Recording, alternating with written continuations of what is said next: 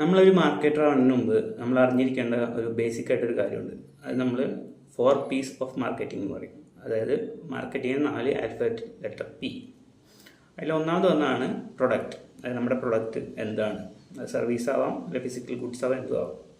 രണ്ട് തന്നെ പ്രൈസ്, നമ്മുടെ പ്രൊഡക്റ്റിന് വരുന്ന പ്രൈസ് എത്രയാണ്, അതിൻ്റെ കോസ്റ്റ് എത്രയാണ് വരുന്നത്, അതാണ് രണ്ടാമത് വരുന്നത്. പിന്നെ വന്ന പ്ലേസ്, അതായത് നമ്മുടെ പ്രൊഡക്റ്റ് എവിടെയാണ് വിൽക്കാൻ കിട്ടുക, അല്ലെങ്കിൽ എവിടെ നിന്നാണ് നമുക്ക് മേടിക്കാൻ കിട്ടുക എന്നുള്ളതാണ് അടുത്ത് വരുന്നത്. പിന്നെ നാലാമത് വന്നാണ് പ്രൊമോഷൻ, അതായത് നമ്മുടെ പ്രൊഡക്റ്റ് എങ്ങനെയാണ് ആളിലേക്ക് എത്തിക്കുന്നത്, അതിനുള്ള മെത്തേഡ്സ് എന്തൊക്കെയാണ്. ഇത് മൂന്നാണ് ഒരു ബേസിക് ആയിട്ട് മാർക്കറ്റർ എന്നിട്ടും അറിഞ്ഞിരിക്കണം. ഇത് അറിഞ്ഞാൽ മാത്രമാണ് നമുക്ക് നമ്മുടെ പ്രൊഡക്റ്റ് മാർക്കറ്റ് ചെയ്യാൻ പറ്റുള്ളൂ. പിന്നെ ഇതിൽ എക്സ്ട്രാ മോഡേൺ ആയിട്ട് 3 കൂടി ആഡ് ചെയ്തിട്ടുണ്ട്. അത് നമുക്ക് ടെക്സ്റ്റ് ബുക്കിലൊന്നും പഠിക്കാൻ കിട്ടില്ല. മോഡേൺ ആയിട്ടുള്ള മാർക്കറ്റേഴ്സാണ് കൂടുതലായിട്ട് യൂസ് ചെയ്യുന്നത്, എസ്പെഷ്യലി ഇൻ ഡിജിറ്റൽ മാർക്കറ്റിംഗ്.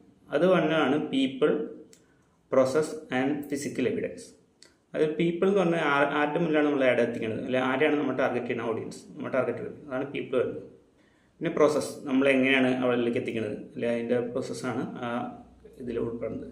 പിന്നെ ലാസ്റ്റ് വന്നാണ് ഫിസിക്കൽ എവിഡൻസ്, അതായത് ഇതിനുള്ള ഒരു പ്രൂഫ്. നമ്മളിപ്പോൾ എല്ലാവരും ഒരു ഡിജിറ്റൽ യുഗത്തിലായതുകൊണ്ട് നമ്മൾ എന്തെങ്കിലും ഒരു സർവീസസോ അല്ലെങ്കിൽ എന്തെങ്കിലും പ്രൊഡക്റ്റ് വാങ്ങുന്നത് നമ്മൾ അതിൻ്റെ ഫിസിക്കലായിട്ടുള്ള എവിഡൻസ് നോക്കും. ചിലപ്പോൾ അത് ഇൻ്റർനെറ്റിലാവാം, അല്ലെങ്കിൽ നമ്മൾ ഡിജിറ്റലായിട്ടുള്ള എവിടെയൊക്കെ ചെയ്യാം, നമ്മുടെ ഡിജിറ്റൽ പ്രസൻസ് തന്നെ ആയിരിക്കും, അതായത് ടെസ്റ്റിമോണീസ് അങ്ങനെയൊക്കെ. അപ്പോൾ ഈ വരുന്ന 7 എണ്ണമാണ് ശരിക്കും പറഞ്ഞാൽ 4 P's ആണ് ഉള്ളത്. നമുക്ക് പഠിക്കാൻ 4 പക്ഷേ ഈ എക്സ്ട്രാ 3 കൂടെ ആഡ് ചെയ്യുമ്പോൾ ടോട്ടൽ 7 ആയിട്ട് വരും. മോഡേൺ മാർക്കറ്റേഴ്സ് ആണ് ഈ അവസാനം പറഞ്ഞ 3 യൂസ് ചെയ്യുന്നത്. സോ ഇതാണ് 4 P's ഓഫ് മാർക്കറ്റിംഗ് എന്ന് പറയാം. ഇനി 7 P's ഓഫ് മാർക്കറ്റിംഗ് ചിലപ്പോൾ ഫ്യൂച്ചറിൽ ടെക്സ്റ്റ് ബുക്കിൽ വരുമായിരിക്കും.